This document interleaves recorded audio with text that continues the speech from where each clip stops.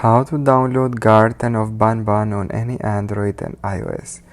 Go quickly to Settings, General, Background App Refresh, make sure it's turned on.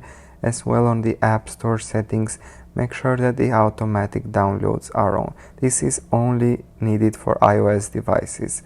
Then go to any browser and type in scarlet3.com and then search for Garten of Banban game.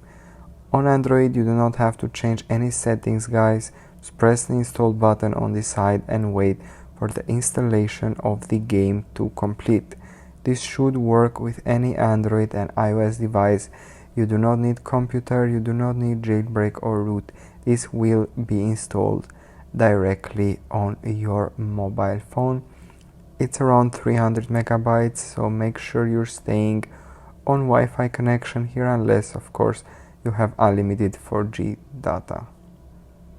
So here you have to press allow and then go back to the settings page where we were before, head over to the top of the page, tap on profile, download it, and just simply install Garten of Banban mobile.